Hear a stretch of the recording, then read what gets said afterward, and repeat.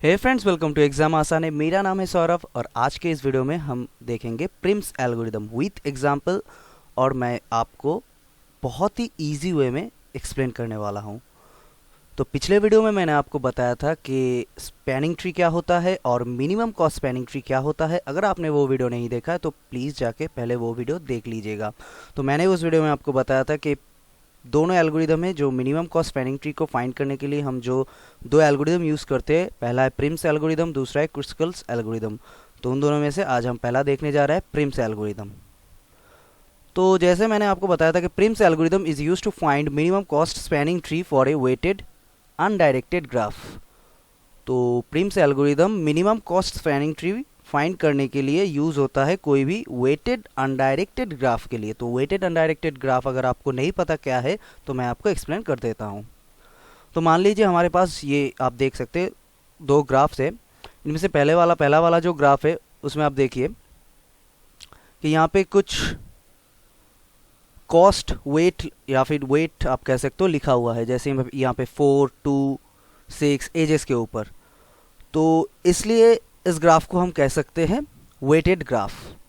दूसरे वाले ग्राफ को भी हम वेटेड ग्राफ कहेंगे क्योंकि यहाँ पे भी आप देख सकते हो कॉस्ट लिखा हुआ है 2, 6, 5, 4, 10 इस तरह से। तो ये दोनों ही ग्राफ वेटेड ग्राफ है।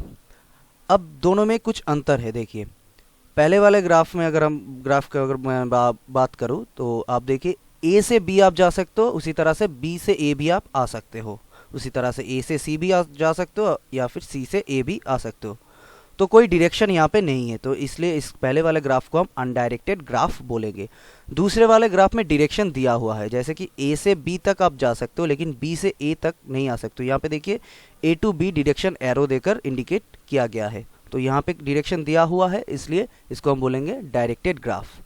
तो प्रिम्स एल्गोरिदम हम कोई भी अनडायरेक्टेड ग्राफ के लिए यूज़ करते हैं, जैसे कि पहला वाला एग्जाम्पल, ये एक वेटेड अनडायरेक्टेड ग्राफ है। तो प्रिम्स एल्गोरिदम के मदद से हम किसी भी वेटेड अनडायरेक्टेड ग्राफ में से मिनिमम कॉस्ट स्पैनिंग ट्री निकाल सकते हैं। तो दोस्तों ये है Prim's algorithm. Step 1, step 2, step 3 और स्टेप 4 इसको हम समझेंगे एक एग्जाम्पल के साथ स्टेप बाय स्टेप। तो मान लीजिए हमारे पास कुछ इस तरह का ग्राफ है जिसमें वर्टेक्स को आप देख सकते हैं, ये ए, बी, सी, डी, ई और एफ, ये हमारे पास वर्टेक्सेस है ए, बी, सी, डी, ई, एफ और बहुत सारे एजेस है। तो इनमें से इस ग्राफ में से हम मिनिमम कॉस्ट स्पैनिंग ट्री निकालेंगे। तो एल्गोरिथम का स्टेप 1 है रिमूव ऑल द लूप्स। तो लूप क्या है? Any as that starts and and at the same vertex is loop. कोई भी ऐसा एज दो जो स्टार्ट और एंड हो रहा है सेम वर्टेक्स पे, वो लूप है। तो यहाँ पे अगर आप ए नाम का वर्टेक्स को देखोगे तो वहाँ पे देखिए एक एज स्टार्ट हो रहा है जिसका वेट 4 है और वहीं पे ही ख़त्म हो रहा है। तो ये एक लूप है, तो इसको हम डिलीट करेंगे, रिमूव करेंगे। और एक लूप है यहाँ पे देखिए ई जो वर्टेक्स है, यहाँ पे देखिए ये एक लूप है, starting and ending same vertex पे हो रहा है, तो इसको भी हम रिमूव करेंगे। तो हमने दोनों ही लूप को डिलीट कर दिया और कोई यहाँ पे लूप नहीं है। अब स्टेप 2 देखते हैं। स्टेप 2 में कहा जा रहा है कि remove all parallel edges between two vertices except the one with least weight. तो पैरेलल एज क्या है? देखिए यहाँ पे ए से बी जाने का यहाँ पे दो रास्ता है, एक का कॉस्ट 11 है, एक का कॉस्ट 14 है। तो दोनों में से हम कोई, ये दोनों पैरेलल एज है, तो इन दोनों में से हम किसी एक को रिमूव करेंगे। किसको रिमूव करेंगे? जिसका कॉस्ट सबसे ज़्यादा हो। तो 14 सबसे ज़्यादा है तो 14 को, 11 और 14 में से 14 ज़्यादा है तो 14 को हमने रिमूव कर दिया।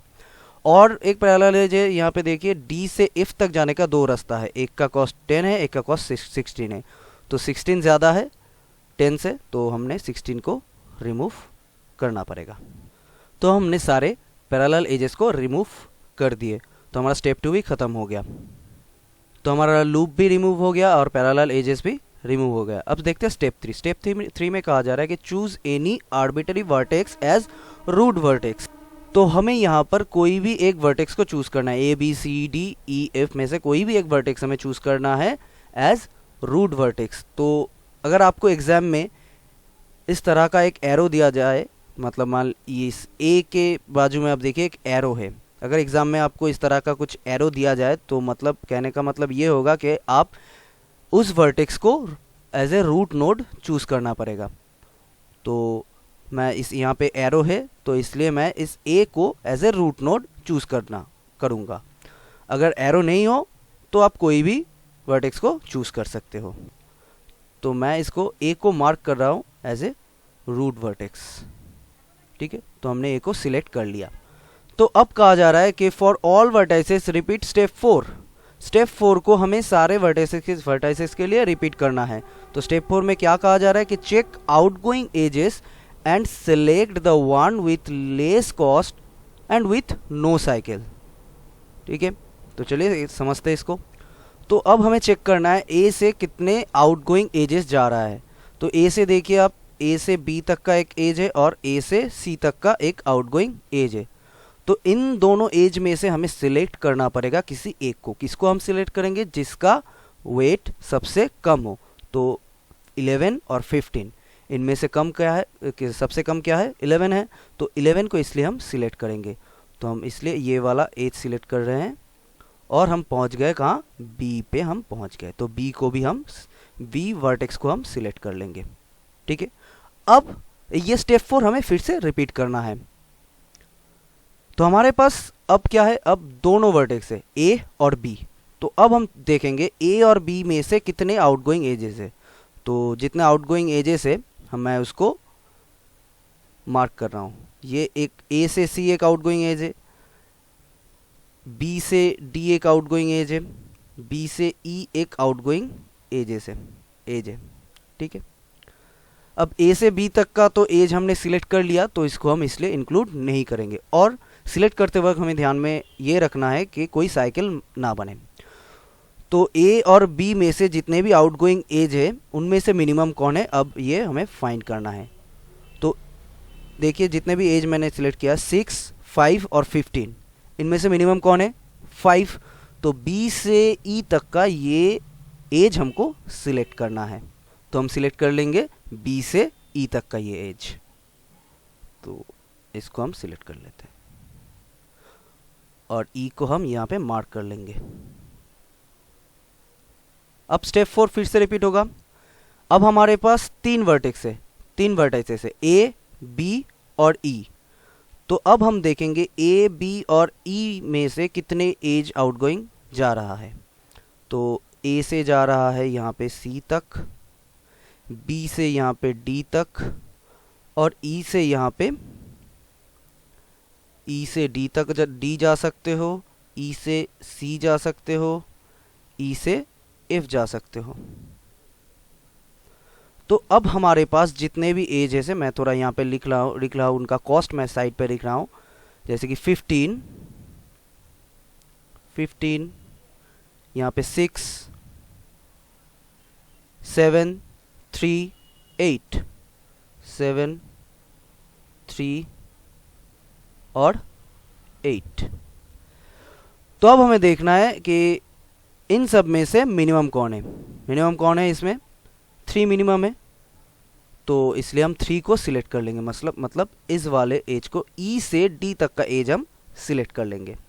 तो हमें ये ई से डी तक का एज सिलेक्ट करना है और डी को हमने मार्क कर दिया। अब हमारे पास है ए, अब फिर से रिपीट, ए, बी, ई और डी में से हम चेक करेंगे कितने आउटगोइंग एजेस हैं। ठीक है, तो चलिए ए से सी जा सकते हो, अब बी से डी जा सकते हो, लेकिन बी से डी हम इंक्लूड नहीं करेंगे क्योंकि ये करेंगे तो हमारा लूप बन जाएगा। यहाँ पे देखिए बी से ई, ई से डी, डी से फिर बी, तो ये लूप बन जाएगा, इसलिए बी से डी तक का एज लेने का कोई फ़ायदा नहीं है। डी से हमारा सिलेक्ट करा हुआ डी है, डी से हम एफ तक जा सकते हैं, ई से हम जा सकते हैं सी तक, ई से हम जा सकते हैं एफ तक। तो मैं सारे एज का कॉस्ट यहाँ पे फिर से लिख रहा हूँ, 15, 7, 8 और 10। इनमें से मिनिमम कौन है? इनमें से मिनिमम है 7। तो 7 मिनिमम है, इसलिए हम ये वाला एज चूज करेंगे, मतलब ई से सी तक का एज हम चूज कर लेंगे। तो ई से सी तक का एज, और हम सी को यहाँ पे मार्क कर देंगे। ठीक है, तो अब हमारे पास ए है, फिर से रिपीट होगा, ए है, बी है, सी है, ई है और डी है। तो हम इन सारे वर्टेक्स में से जो आउटगोइंग एज है वो हम देखेंगे क्या क्या आउटगोइंग है। देखिए ए से सी जा सकते हो आप, लेकिन ए से सी आप सिलेक्ट नहीं करोगे, तो ए से सी सिलेक्ट करोगे तो आप क्या होगा, एक सर्कल बन जाएगा। देखिए ए से सी से ई से बी और बी से वापस से, तो सर्कल बन जाएगा, इसलिए हम ए से सी इंक्लूड नहीं करेंगे। सी से अब देखते हैं, बी से अब डी जा सकते हो, बी से डी जा सकते हो, लेकिन पहले ही हमने देखा था बी से अगर डी जाए तो ये सर्कल बन जाएगा, तो इसको भी हम इंक्लूड नहीं करेंगे। डी से आप एफ तक जा सकते हो, इसको हम लेते हैं। ई से आप एफ तक जा सकते हो, और सी से आप जा सकते हो एफ तक। तो हमारे पास है 10, 2 और 8। तो हमारे पास है 10, 2 और 8। इनमें से सबसे छोटा कौन है, 2। तो हम सिलेक्ट कर लेंगे सी से एफ तक का ये एज। तो हम सिलेक्ट कर लेते हैं सी से एफ तक का एज, और एफ को यहाँ पे मार्क कर देते हैं। तो हमारा सारा वर्टेक्स कवर हो गया, तो हमारा यहाँ पे जो रिपीट प्रोसेस चल रहा था वो स्टॉप हो जाएगा, क्योंकि हमने सारे वर्टेक्स को कवर कर दिया। तो हमारे ये जो रेड कलर का ये जो एज और वर्टिसेस है वो हमारा हो गया मिनिमम कॉस्ट स्पैनिंग ट्री। तो मैं इसको थोड़ा साइड में बना देता हूँ ताकि आप आसानी से समझ पाओ।